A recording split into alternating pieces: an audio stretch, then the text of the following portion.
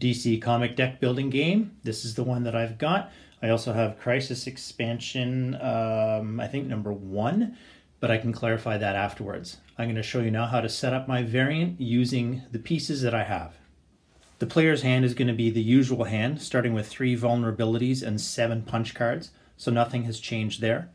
You pick the hero that you want and you get 30 cards to add to the main deck. So the 30 cards are your deck building, so you get to pick whatever you want. I chose Nightwing as my hero. You can choose any hero you want, or you can choose a random hero, but I recommend that you build the deck accordingly. You need to put out all your kick cards, make those available. You need a deck of 6 extra vulnerability, and you need 10 weakness cards. The main deck is set up by adding 30 of your cards that you have selected to an additional 32 villain cards, which I have in here, plus 1 supervillain. You set up the deck in a certain way, so randomly the bottom 5 cards are random. Then you take the next 15 random cards and add your supervillain, shuffle those so you've got 16 cards, and you place those on top of the 5 that you have already prepared, and then the remaining cards go on top. And now you're ready to play.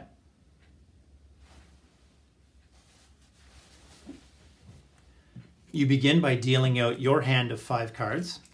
So I have 3 vulnerabilities and 2 punches. And you do the same here that you do in the normal game. You deal out 5 cards to form this offering. If there's an attack card, you have to respond to it.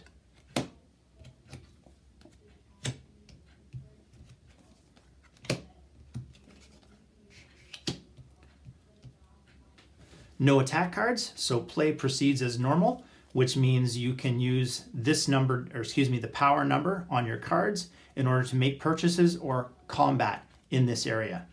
I have 2 power, so that will enable me to buy this Batarang or this Legion Flight Ring.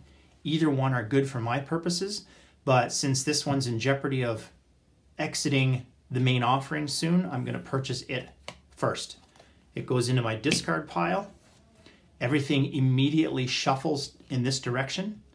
You do not replace this card. You do not replace any of the cards that you remove from the main offering. Now you discard those cards. The next step, the turn's essentially over. The next step is this card, all the cards will shuffle. This card goes into your discard pile. So this will form a new pile. If this had an attack on it, you would have to, what you do is you deal yourself your next 5 cards, sorry. These then shuffle. If this had an attack, you would have to respond to it using these 5 cards.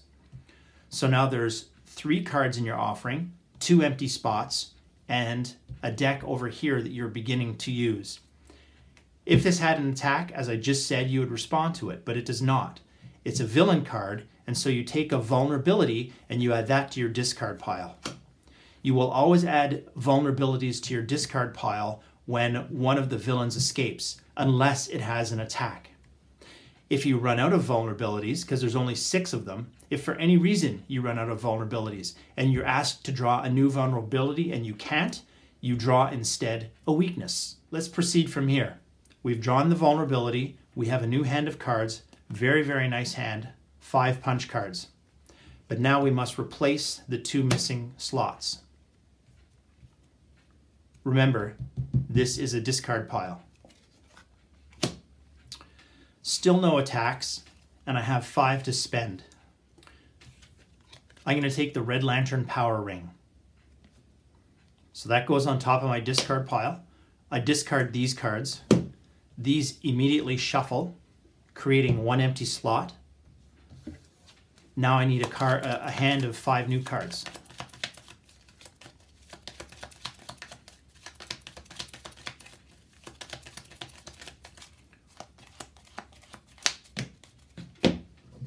Here is my new hand. I can look at them just in case I have some defense, but what happens now is the Manhunter gets pushed off the edge. He is not attacking, but he still adds a vulnerability. He makes me more vulnerable now that he's in that pile. So I get that. Now I must fill out of these 5 slots these 2. Ocean Master, but no attack. Indigo Tribe Power Ring. And play proceeds again as normal. I think this is going to be an interesting hand to show you. I picked up a fairly normal hand of 2 vulnerability and 3 punch. I've been hoping for 4 punch in order to kill this parasite, but I'm not going to have enough and he's going to escape. And I want to show you what that looks like. So first let's play out my hand. Obviously my vulnerability aren't important, but I do have 3 punch. With my 3 punch, I could buy a superpower kick card, or I could buy a Legion Flight Ring, which allows me to draw a card. I'm going to take the Legion Flight Ring because it is equipment and because Nightwing likes equipment. So we're going to take that, put it on our discard pile. It costs me 2. There's nothing else I'm going to buy with my 1 extra power, and so I'm done my turn. I gather everything together and I discard. Next thing I do is draw 5 cards. 1, 2, 3. Now I'm going to have to reshuffle my discard deck. 4, 5. 5 cards in hand. Here's my hand. See if I have any defense, because I could use it if I had it and I don't. Here's what's going to happen. Notice I still have an empty slot, but you don't fill it yet. You don't fill it after you made the purchase, and you still don't fill it. You move everything to the right, and I've marked my discard pile with this poker chip. And so everything moves to the right. That means the parasite is going to escape. And the parasite has an attack. It says that each foe reveals his hand and discards a card with a cost 3 or greater. Each who does, may put a punch card from his discard pile into his hand. The parasite's going to go on top, and he is going to stay there until such time as another attack card replaces him. Otherwise, he will attack me at the end of every turn. Let's pay attention to his attack now. I need a cost 3 or higher. Well, I do have one, so I have to discard my Nth Metal Mace. Now it says that I can draw a punch card from my discard pile, but I have no punch cards in my discard pile, and so that part is over. Keep in mind that if the parasite did not have an attack, he would still be discarded, and I would be adding a vulnerability to my discard pile. Unless I decide to eliminate Granny Goodness in my next turn, in this turn, she will be here into the discard pile. She will go underneath the parasite, who will remain on top and attack me again. But because she made it to the discard pile, I will have to take another vulnerability into my discard. Nevertheless, let's fill up the 2 empty slots. Eskrima Styx, which I'm really going to want. And an Ocean Master, a villain with no attack. And so now I can play my hand as usual. I've got 2 power, coupled with Nightwing, gives me 3 power, 4 power, and 2 vulnerability. With 4 power, I can't really kill Granny anyway, so I'm going to take the Soul Taker Sword, which is really going to help me to clean up my deck as I build it here. It'll help me get rid of some of these vulnerabilities. So the Soul Taker Sword comes out. These shuffle down. My turn is over. I discard. Draw back a hand of 5 cards. 1, 2, 3, 4, 5.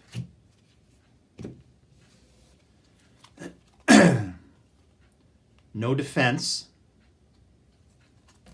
Granny Goodness escapes, which makes me more vulnerable.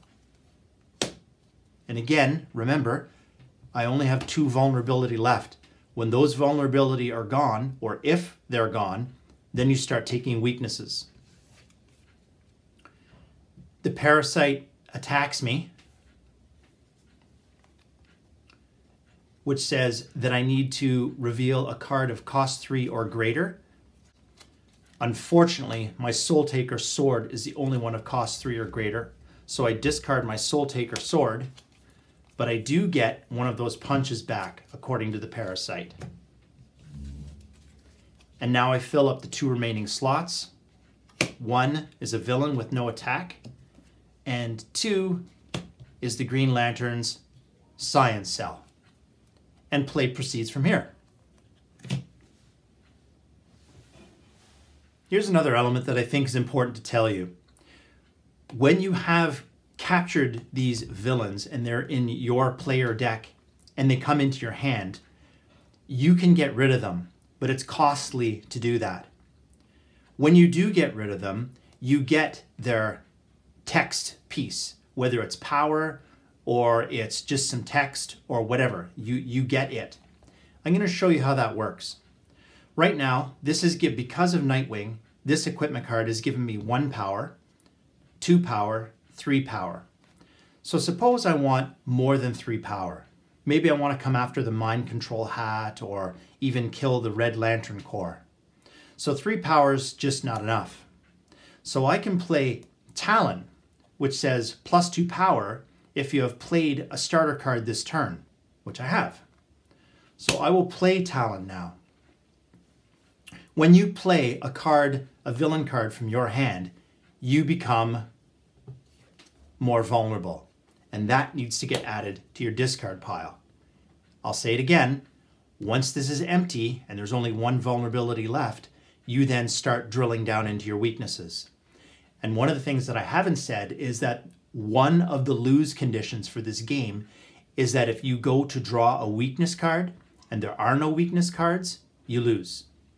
The other way to lose this game is if the supervillain makes it to the discard pile. If the supervillain escapes, then you lose. So let's go on from here.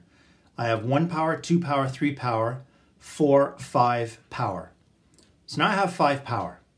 So let's suppose I wanted to destroy the Red Lantern Corps using that 5 power. I take the Red Lantern Corps and I put it into my discard pile. This card immediately is destroyed.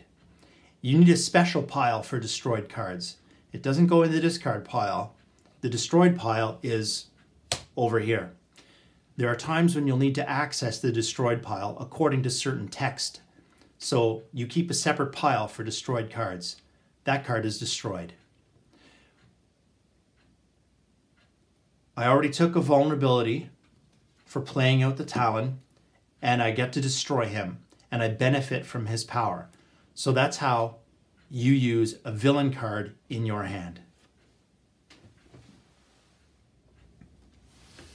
I want to continue to differentiate a little bit between vulnerabilities and weaknesses. First of all, notice that I'm all out of vulnerabilities.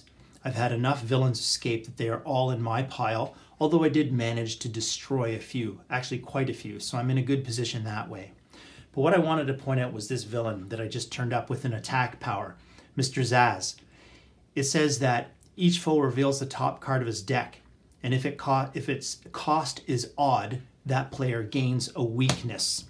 I did reveal the top card of the deck, and the cost was 5, so it is odd, so I do gain a weakness. I just want to be clear that you follow the instructions that you are given.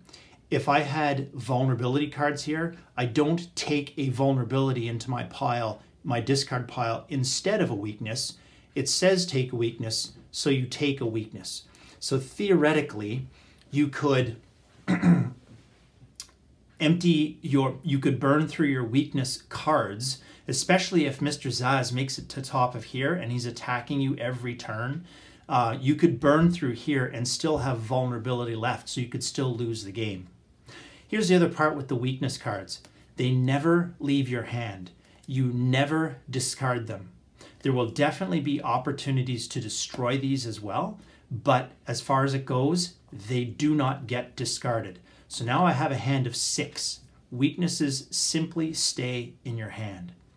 So I did as it asked. Each foe reveals the top card of his deck. If it's odd, that player gains a weakness, and that's what I did. Let's just see this in action again as I refill and start my next turn. I've drawn up my hand of 5. I haven't replaced slot 1 yet. Killer Croc is going to escape and join the discard pile. he did not have an attack. Because he did not have an attack, he would be adding a vulnerability to my deck. I don't have a vulnerability, so I'm adding a weakness to my deck. Instead of going into my discard pile, it goes into my hand. Now, Parasite attacks me. I have to reveal a card of cost 3 or more, which I have. This is where sometimes your enemies can come in very, very handy. So I discard that card of cost 3 or more. Now I would be allowed to pick up an additional punch card from my discard pile, but there isn't anything there. And so now I proceed with filling the 2 empty slots. There's a Parasite again with the same attack as over here. And so I have to do the same thing. Reveal my hand and discard a card with a cost 3 or greater.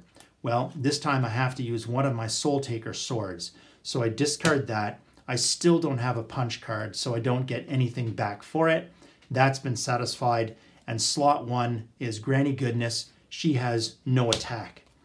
Now, here's something else that I happen to have now that I'm ready to play my cards.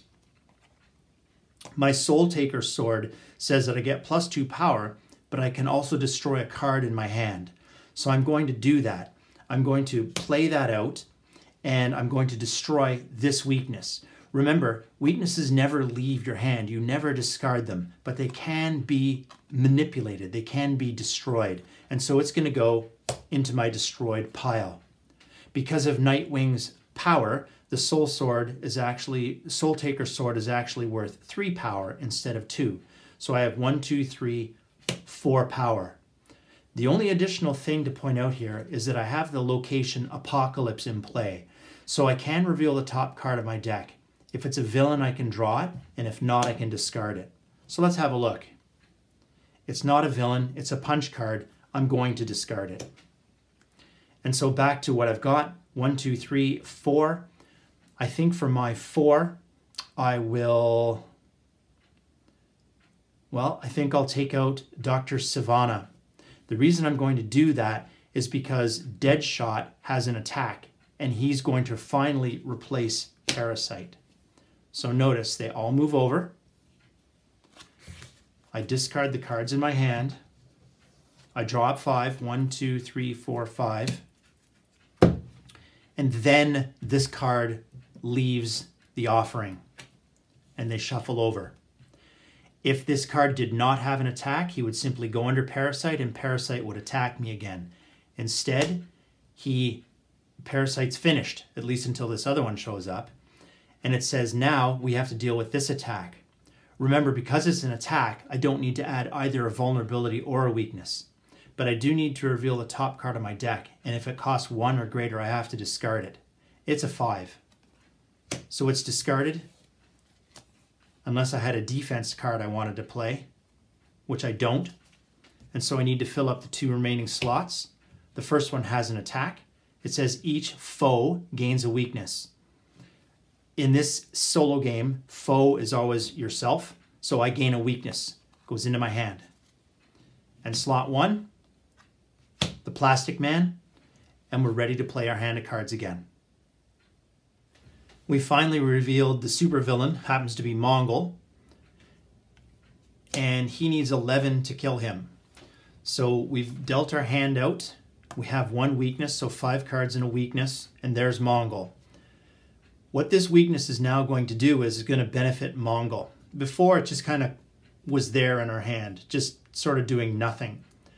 But every time you want to attack the supervillain, the weakness is going to count against you. So whatever I come up with here, whether it's 11, 12, 13 points, it's going to be -1. So in a sense, I need 12 attack on Mongol. Let's see what we can do here. Let's just play that to draw a card. That's too bad. Now let's use Gotham City to reveal the top card and see if it's equipment. Let's have a look. It's not equipment, so I can discard it. And let's use Apocalypse, a second location that I have, to see if this is a villain. And it's not.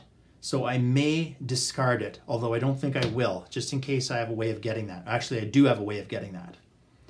So that's worth 1 because of Nightwing's ability. The Soul Taker sword is 2, 3, plus I get to draw a card.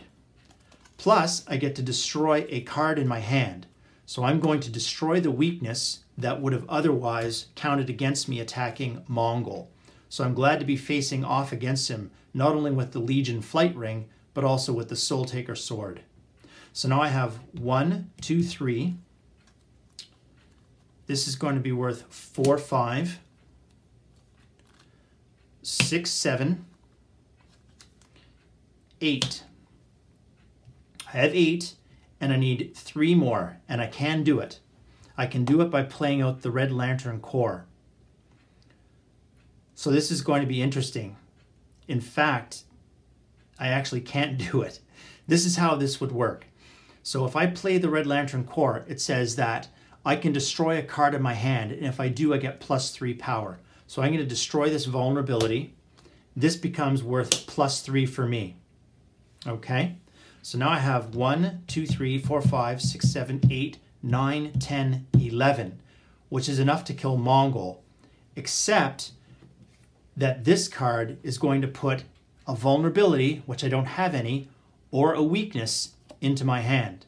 So I get these 3, and the rest totals 11 minus 1 is 10. So I did not kill Mongol. This stays in my hand. I discard the rest. I deal 5 cards.